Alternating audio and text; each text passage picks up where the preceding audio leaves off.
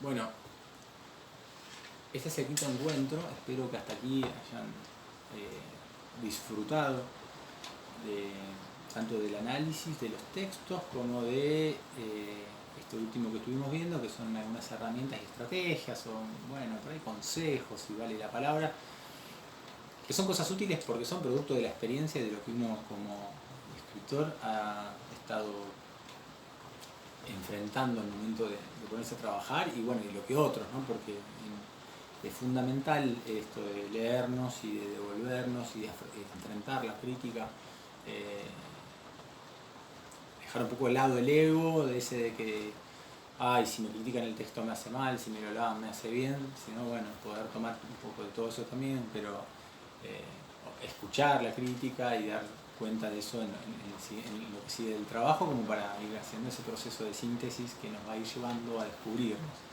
Eh, porque lo principal es escribir, escribir, escribir, amontonar, como dijo el poeta argentino Daniel Durán, escribir, escribir, escribir y darle atención a eso que parece que no tiene sentido, para que después eso vaya digamos, tomando su sentido, porque por algo está ahí, confiar en eso que uno produce, en ese material que uno larga. Ahí en ese trabajo vamos a ir encontrando, y si llegamos a rayar algo auténtico en lo que hacemos, habremos realizado nuestro sueño de escritor. Y si no, alguien lo reconoce y podemos vender un libro, va. De más, de más. Vamos a trabajar ahora, último encuentro, con esto de hacer ejercicio de escritura. Yo vi una imagen hace un tiempito que era una secuencia, ¿no? En un jardín de una casa muy paqueta,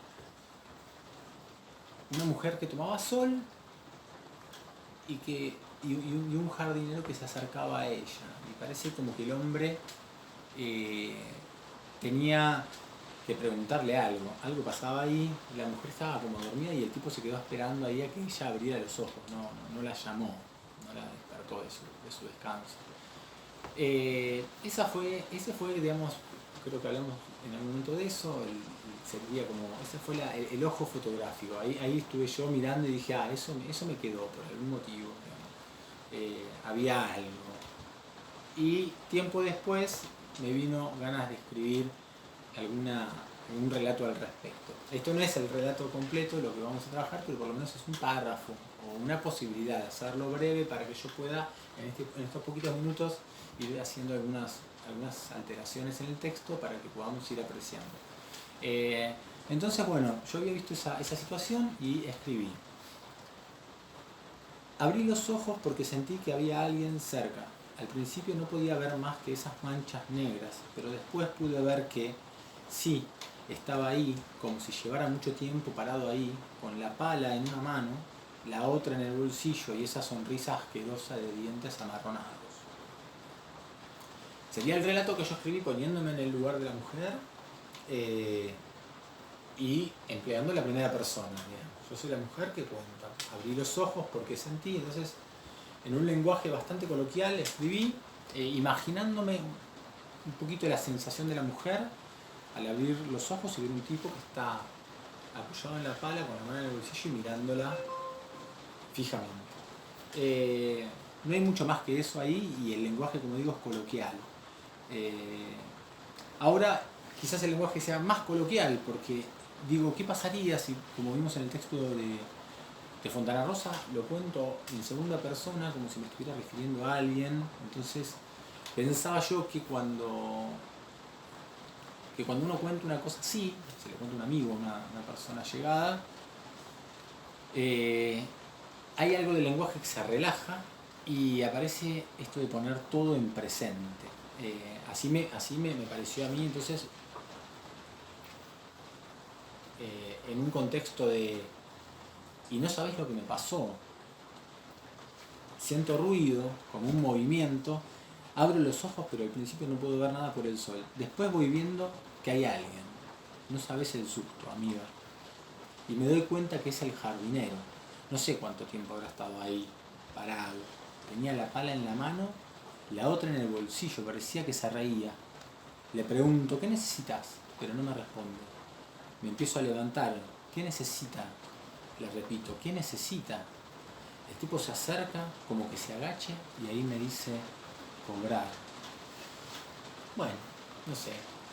Quizás pienso, esa segunda persona, esta voz, nos da, nos favorece el desarrollo del momento del clímax, digamos, ¿no? Esto de, le pregunto, ¿qué necesita? Pero no me responde.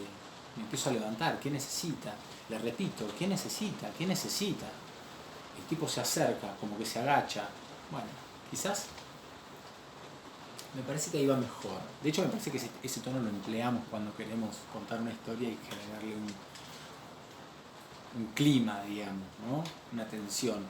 Creo que es bastante natural, digo, y eso está bueno escucharlo también, porque si yo encuentro en un mensaje de WhatsApp en que le cuento a mi viejo algo, en tono historia, digamos, empleo esto, yo he descubierto que empleo de esa manera. Entonces pensé, bueno, hagámoslo así. Entonces, esta segunda persona nos da, tiene, digamos, esa bondad de facilitar en ese presente y en un contacto muy directo con las acciones y con los objetos de la escena, ser muy conveniente para eso. Pero bueno, podemos ver que también tiene otros inconvenientes. Pasemos a una tercera persona con perspectiva en la mujer y en tiempo pasado. Esto es como sería como el caso de Raymond Carver de conservación, ¿no? Vamos a verlo cómo queda de esta forma. Intuyendo una cercanía, abrió los ojos, pero por un momento demasiado largo no pudo ver otra cosa que las manchas negras, a veces rojas, que el sol intenso había impregnado en su retina. A medida que las manchas mermaban pudo verlo. Ahí estaba el tipo, de pie, justo enfrente de su reposera, con la pala en una mano, la otra en el bolsillo y una sonrisa de dientes amarronados. Pensando que lo peor era mostrar miedo, controló el impulso de pararse y aún el de taparse con la toalla que usaba de almohada. De modo que su espanto no mostró más signos que un apuro en la voz apenas perceptible y una tensión en su piel de gallina rubia a la altura de los muslos desnudos. Diga, dijo tratando de emplear un tono provinciano. El hombre permaneció en silencio un momento. Diga, repitió, dejando ver su ansiedad, a punto de incorporarse. El hombre se inclinó un poco. ¿Qué es lo que necesita? Todavía tenía esa sonrisa.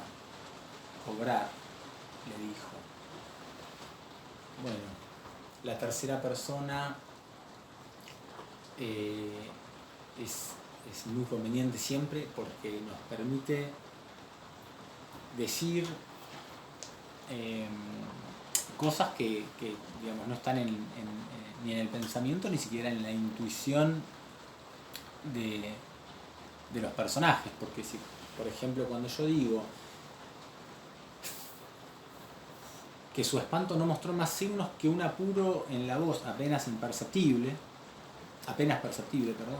y una tensión en su piel de gallina rubia a la altura de los muslos desnudos. Digamos, esto es algo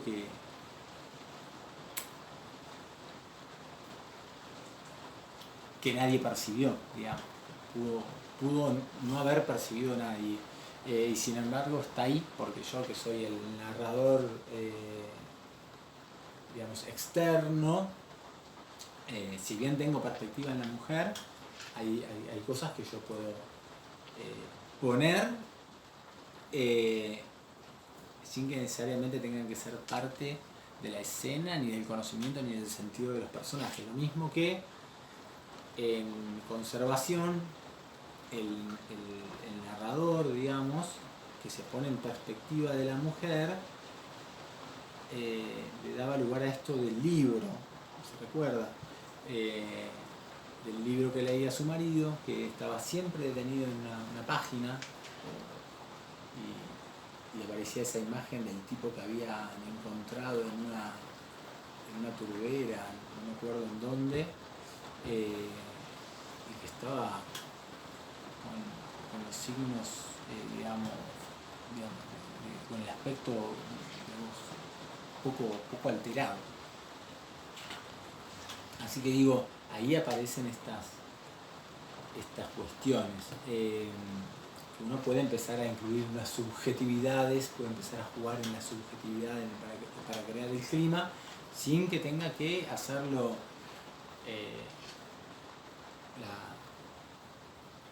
la personaje, ¿no? La protagonista en este caso, porque imagínense lo que habíamos escrito en segunda persona, si yo digo, no sé cuánto tiempo habrá estado ahí parado, tenía la pala en una mano, en la otra en el bolsillo, parece que se reía, ¿no? Yo se lo estoy contando a mi amiga. Imagínense incorporar en ese relato algo que haga alusión a la tensión en su piel de gallina rubia, a la altura de los muslos desnudos, ¿no? Que ya estoy dando un montón de informaciones que ella podría en su relato no estar dando, o sería inverosímil que haga un relato demasiado detallado.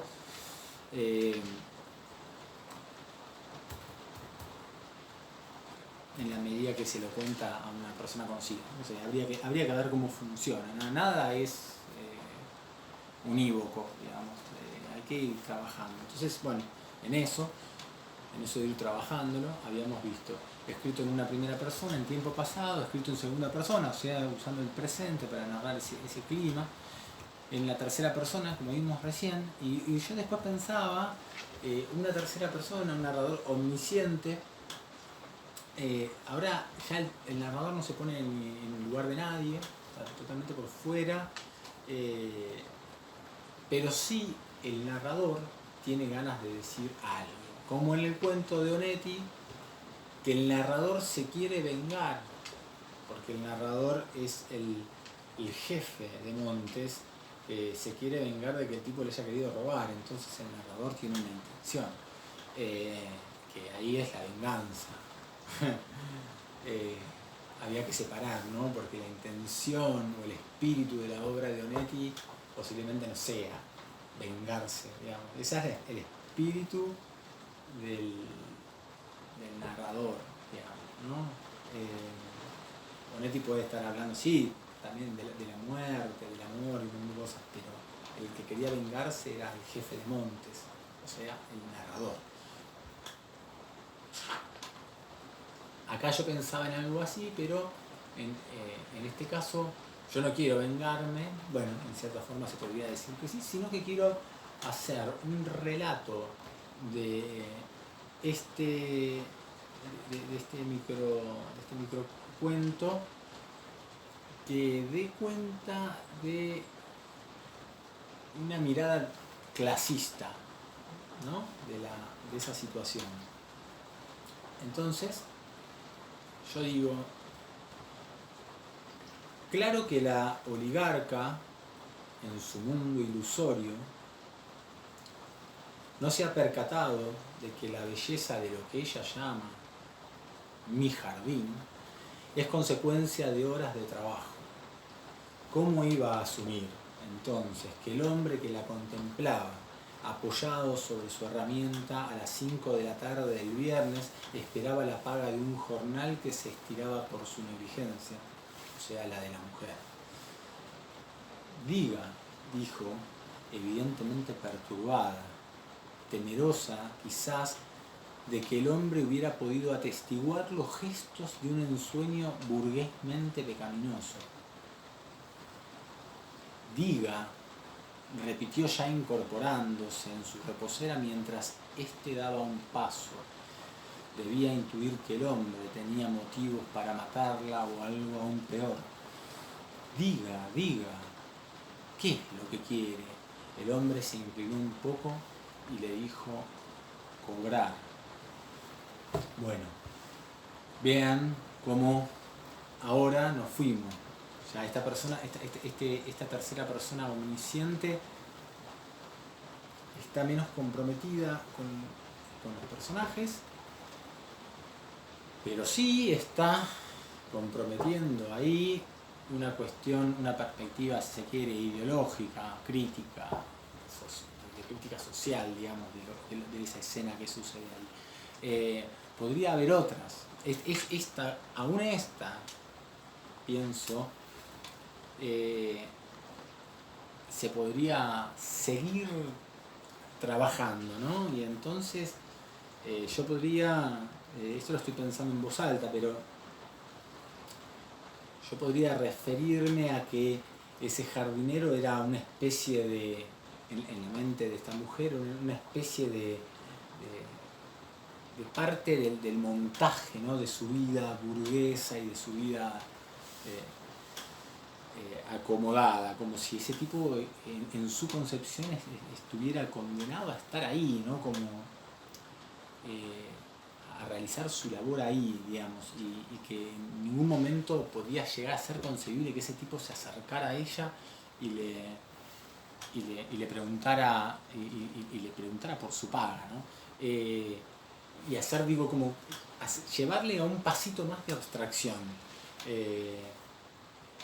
y despersonalizando, y quizás explicando menos algunas partes, pero quedándonos como quizás como hacía Fowell en Los hilitos de sangre, ¿no? Como llevarnos tan lejos, ¿no? Y meter tanta reflexión entre la escena y y el relato nuestro de esa escena, que se generara esa relación de extrañamiento, en la que el lector estaría pensando más en mí, en tanto narrador, ¿no? El texto estaría hablando más de mí, sería algo así. Lo leí en un cuento de Bolaño, de Roberto Bolaño, el chileno, que él recuerda a una ex mujer y recuerda como riéndose de su mujer, también como si buscara un poco de venganza, de humillarla en el texto, y en alguna parte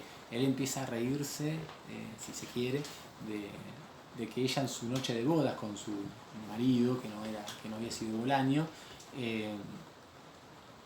había tenido hemorroides. Entonces él empieza como a meterse en eso y a reírse un poco de esa situación, y en un momento dice, bueno, pero ya, esto habla más de mí que de ella.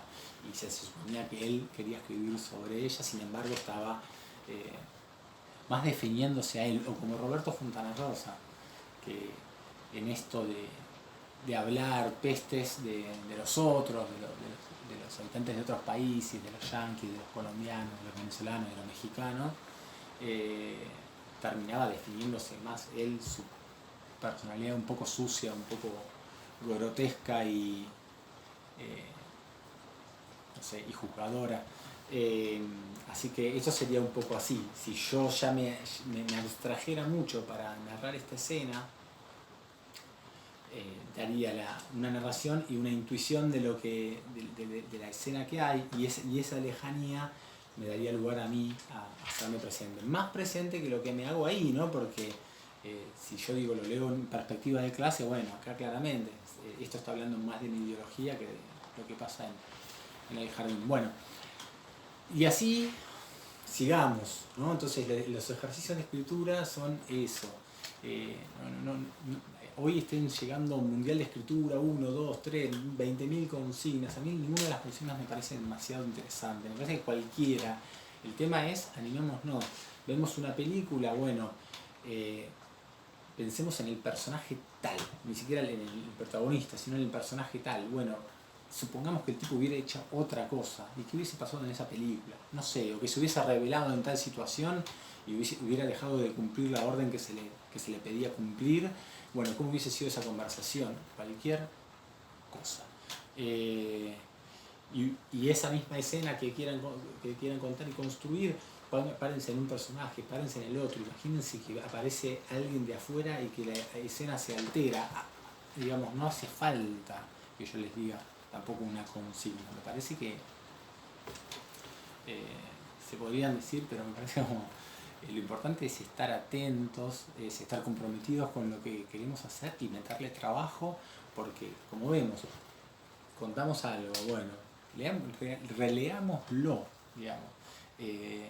a ver, y agreguémosle, y cambiémosle, y modifiquémosle, y quizás de un texto repensado, repensado y repensado de ese conjunto podemos ver algo que está, eso que decía, ¿no? Rayar y ver lo genuino, ¿dónde está? Y bueno, y ahí donde está eso genuino, tratamos de tomarlo para nosotros y bueno, ya ahí, con el oficio de escribir y con algo que contar, digamos, ya tenemos todo y lo más lindo, ¿no? Porque cuando aparece algo que contar, el resto es oficio. Entonces, lo mejor, bueno, es desarrollemos el oficio sin pretender escribir grandes cosas hasta que, bueno, hasta que el tema interesante, digamos, rico, abundante, ubérrimo, aparezca y podamos liberar esa fuerza. Pero por ahora ensayemos, trabajemos así. Bueno, espero que el taller les haya servido. Yo creo que por lo menos las 5 lecturas, más allá de mis palabras, ya son bastante y en eso creo como que está el aporte de este taller, que es hacer un mapita de lecturas mínimo pero rico. Y por lo demás, bueno, yo les dije que tengo una editorial de textos breves, a mí me gusta recibir material y generar intercambios, eventualmente editar y publicar, así que si alguien está interesado en algo por el estilo o en hacer un taller, yo de talleres también comenté, virtuales, en los que son la modalidad que más me gusta en el sentido de que sea personalizado, ¿no? Sobre todo para quienes caen con algún trabajo ya llevado, digamos, el papel y quieren, digamos, basarse en él para mejorarlo, para perfeccionarlo, para darle más perspectivas. Esos talleres son lindos, digo, son muy nutritivos también para mí, así que bueno, quien quiera me puede contactar. Mi correo electrónico es elvientoeditor@gmail.com. elvientoeditor@gmail.com. Y bueno, y ahí nos podríamos poner en todo caso en contacto para lo que sea. Espero algún comentario sobre el taller, lo que sea. Creo que lo importante es estar conectados, digamos, y eventualmente poder generar alguna instancia de lectura. Es valiosísima la lectura con otros, en voz alta, porque también creo que un poco de eso se trata la literatura y la creatividad. Así que, bueno, les dejo un abrazo a todos, a todas. Espero que les haya gustado este taller. A mí me pareció lindo darlo. Un abrazo.